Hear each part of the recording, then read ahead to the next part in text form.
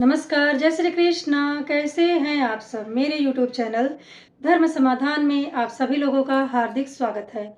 आज हम आपको बताएंगे सावन शिवरात्रि कब है, पूजा का शुभ मुहूर्त कब कब रहेगा और इसकी संपूर्ण नियम विधियां। आप सभी शिव साधकों को सावन के मासिक शिवरात्रि की बहुत बहुत हार्दिक बधाइयाँ एवं शुभकामनाएं।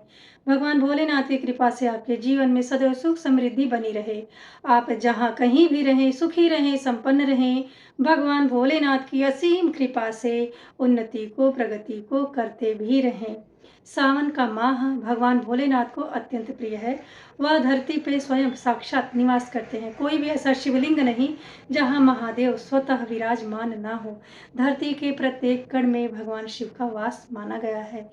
सावन का माह चल रहा है। समस्त सृष्टि भगवान शिव की भक्ति में ओतप्रोत है, उन्हीं में लिप्त है, उन्हीं में मिली हुई है। सभी मंदिरों में, शिवालयों में, सभी घरों में भगवान भोलेनाथ की विशेष पूजा आराधना हो रही है। भक्तजन, माताएं, बहनें अपनी अपनी श्रद्धा और भक्ति के अनुसार शिवालयों में मौजूद होकर भगवान भोलेनाथ को प्रसन्न करने का, उनका आशीर्वाद पाने का, उनकी कृपा का पात्र होने के लिए निरंतर प्रार्थना कर रहे हैं। सावन सोमवार होता है, सावन के मंगलवार होते हैं, सावन का बृहस्पतिवार होता है। सावन का प्रत्येक पल अत्यंत महत्वपूर्ण होता है। ठीक उसी प्रकार से ही सावन शिवरात्रि का भी अपना अलग विशेष महत्व होता है। इस दिन भक्तजन कावड़ यात्रा लेकर के भगवान शिव पे जलाभिषेक करते हैं। बड़े ही कठिनता से रास्ते में चलते हैं, परिश्रम करते हैं और भगवान भोलेनाथ को कावड़ का जल समर्पित करते हैं। सावन माह के कृष्ण पक्ष की चतुर्दशी तिथि, जिसे शिवरात्रि कहते हैं, इसका बड़ा ही विशेष महत्व होता है। जिस प्रकार से फागुन मास की शिवरात्रि होती है, उसी तरह से ही सावन मास की भी शिवरात्रि होती है। वैसे तो मासिक शिवरात्रि प्रत्येक माह में एक बार आती है, लेकिन कुछ विशेष तिथियों पे जब शिवरात्रि आती है तो उसका महत्व और अधिक बढ़ जाता है। 100 गुना आपको 1000 गुना इस बार मासिक शिवरात्रि पे अधिक पुण्य फलों की प्राप्ति होगी।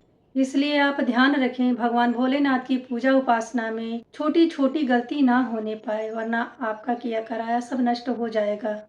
सावन शिवरात्रि व्रत का पारण कब करें, पूजा का निश्चित काल क्या क्या रहेगा और आप इस दिन यदि कावड़ यात्रा लेके जा रहे हैं तो आपको किस नियम का पालन अनिवार्य होता है, अब आप इसे जान लें। शिव महापुराण में सावन का बड़ा ही विशेष महत्व बताया गया है, क्योंकि सावन का संपूर्ण माह ही शिवमय होता है। 23 जुलाई 2025 दिन बुधवार को चतुर्दशी तिथि प्रारंभ होगी, जो सुबह 4:33 पे प्रारंभ हो रही है और यह 24 जुलाई 2025 को सुबह 2:33 पे चतुर्दशी तिथि समाप्त हो जाएगी। जलाभिषेक का निश्चित मुहूर्त है रात में 12:07 से लेकर के रात में 12:48 तक। जलाभिषेक का प्रथम प्रहर है रात में 7:17 से लेकर के रात में 9:33 तक। जलाभिषेक का द्वितीय प्रहर है रात में 9:33 से लेकर के 12:28 तक। जलाभिषेक का तीसरा शुभ मुहूर्त है रात 12:28 से लेकर के 3:30 तक। जलाभिषेक का चतुर्थ मुहूर्त है 3:30 से लेकर के 5:30 तक, मतलब ब्रह्म मुहूर्त आ गया। किसी भी व्रत का पारण आप अगर शुभ मुहूर्त में करते हैं तो उसका संपूर्ण फल आपको प्राप्त होता है। सावन मासिक शिवरात्रि व्रत पारण का शुभ मुहूर्त 24 जुलाई को सुबह 5:38 से लेकर के भगवान शिव की पूजा के बाद कभी भी किया जा सकता है। समस्त श्रद्धालु शिव भक्त कांवड़ लेकर के भगवान शिव पे जलाभिषेक करते हैं। इसके लिए आपको कुछ नियमों का भी पालन करना चाहिए ताकि भगवान भोलेनाथ की विशेष कृपा आप पे हो सके, क्योंकि कांवड़ यात्रा एक पवित्र कार्य होता है। यदि आप कांवड़ उठा रहे हैं शिव जी को जलाभिषेक करने के लिए, तो आपको अपने आचरण पे विशेष ध्यान देना होगा।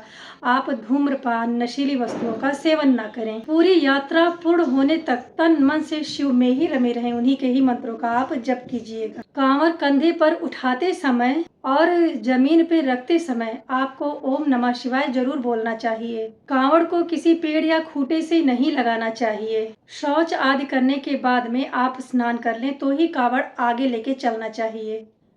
विश्राम करते समय यदि आपको निद्रा आ जाती है तो आपको स्नान करने के बाद ही कांवड़ लेके आगे बढ़ना चाहिए। रात्रि में अगर आप सो रहे हैं, विश्राम कर रहे हैं, तो बिना स्नान ध्यान के पूजा पाठ के आपको कांवड़ आगे लेके बढ़ना नहीं चाहिए।